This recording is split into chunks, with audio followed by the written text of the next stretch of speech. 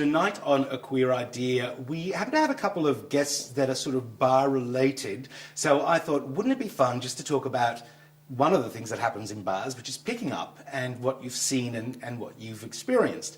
So I have with me, I've got the lovely Regina Rimswell, and Jake Cini, who's a DJ and has been in Brisbane at the Beat nightclub and has recently returned. So thank you very much for coming along. Thank you. Now, you guys spend time in clubs professionally. Is it obvious when people are picking each other up? Yes. Yeah, very obvious. Yeah? Okay, so what would you see? Basically them having sex on the dance floor.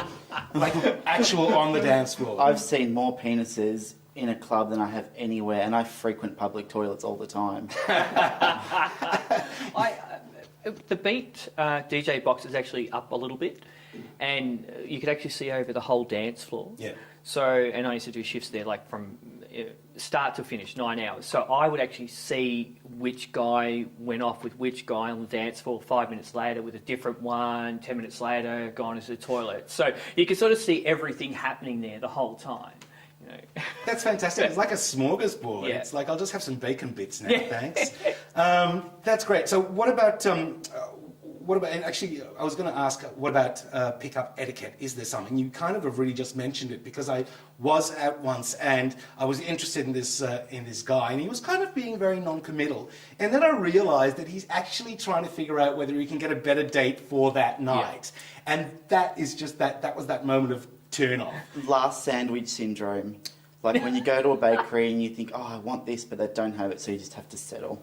Yeah, or, you know, that sandwich that's been left when it's in a platter and you just kind of go, ooh, it's a bit dry and crusty. Am I going to do it or not? It's 3 o'clock in the morning, the pub's about to close. I probably will. So as a DJ, I guess you're a bit of an identity on the night. Is that, Yep. How does that work then? Through my whole career, 30-odd years, I've seen it, and I've seen so many DJs, and it doesn't matter what you look like, how old you are, there's a bit of a status symbol, and you'll get hit on all the time. Right, just because you're the DJ. Just because you're a DJ. Straight club, gay club, even weddings, parties. Even when I was working in a strip club, I got hit on by a lot of straight guys going in to see the strippers. Why, because you were clearly gay, or? DJ. I think Okay. it's a DJ status thing. Right, okay, and there's just too much testosterone going around that night. Yeah, okay, interesting. So are there DJs, have you come across DJs who take advantage of the perks? Yes, I've seen that happen. Not me personally, but I have, I've never done it, but I have seen it happen. Do you want me to tell you? Tell me the horror story. Okay, it was quite a while ago, and thank God he's straight, he won't watch this show.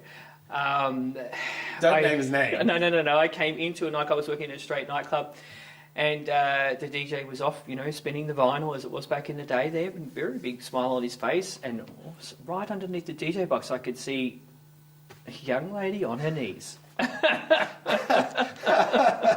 right there and then. Did it affect his playing? No, actually, he went off. Really? I thought maybe that's where we got the from. What about yourself as a drag persona? Do you get a lot of attention? Yeah, but mostly from weirdos or older men, which that's fine if that's your thing, but I think they just think if you strap on some tits and a wig, you're free game. Right. And like I've had people come up to me and grab my ass and just say, oh, sorry, I'm checking the work area, which, well, I can't blame them because, look, but sometimes it's just a bit, no, don't touch, I'm so expensive, like, to put together, and once one thing comes off, it just falls apart. So. Yeah. And actually, I think that's tough because, I'm not necessarily you, but a lot of the persona of drag queens is that it's very sexual and very out there. And, I've had drag queens whack their hands between my legs without an invite, mind you. So, yeah, I guess that's a danger of the... no, you'll have to go closer. It's not that long. So I guess that's one of the dangers of it. Now, what about, do you guys ever get... do you pick up? I've been in a relationship for 5 years now, so not too much. Like, yeah, I enjoy the attention from other men, but I wouldn't go to have sex with them or something, like quick tickle under the table. Like, who's that hurting, really? But, no, I don't really pick up. It's more them trying to pick me up, and I'm not interested, basically. So, how did you meet your partner? Well, I actually met him twice, but didn't realise he was the same person.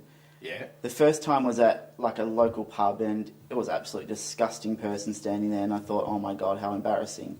And then I walked into Adairs because everyone knows that I've got a fetish for linen, and I saw this guy, and he was very well dressed, obviously because he was at work. We started going out. About 6 months later, I just made the connection, oh my god, it's the same person, what have I done? And then Bob's your uncle, fat wife syndrome, I'm too fat to leave. So, But you have a lovely thread count, because you are and a attracted to great linen. discount. What about yourself? You are partnered or have been partnered? No, I'm been single for about a year. Okay, but you have been partners before. Yes. Yeah, yeah. So when you do get asked about, the options, what goes through your mind? Well, whether or not I'm attracted to that person, if I am, well, yeah, why not? No, but when you're partnered. Oh, when I'm oh, yes, Oh. yeah, you're talking about, when I was partnered, and as a DJ, it was always tough because, like I was saying, you get hit on. Well, you got to be good, don't you? I mean, we're all guys, and you sort of get tempted and go, what if I do? What if I don't? But no, I'm a nice guy. So you have hesitated. Yes. Yes. Okay. Cool. Well, I'm glad you did the right thing in the end. That's the main thing. Now, what about? Do you guys know anything about being online and the etiquette there? Yes. Yeah. We only got about a minute to go, so. Yep. Manhunt, grinder, whatever. Yep. Yeah, whatever. I'm in my 40s, so I got to take whatever option I can.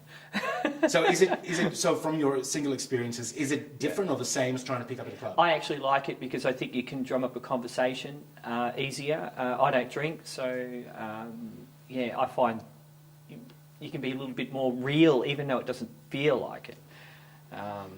That's my personal opinion. Yeah, and so any like when you've met them, are they reflective of what they've written? Some are, some aren't. Right. Okay. So there have been a couple of shocks. Now, didn't you actually have like an altercation just recently online? I won't go into too much, but chatted to somebody, and then we went out to a bar, and I was very lucky to go home together. Yeah. No, I meant so you had a picture up of you in gold lame pants. Oh, yes. And then some hater came up. What did he say? He said to me, "Why are you in your 40s looking like a twink in those gold, shorts?" And did he have a personal profile of his own? Yes, he did, but he had no photo up there. Nothing for him. And I said, "Dude, I'm out, and I'll dress whatever way I want to dress." Okay. So there you go. You can stay at home or you can go out and you can meet people. Look, thanks a lot for watching Queer Idea.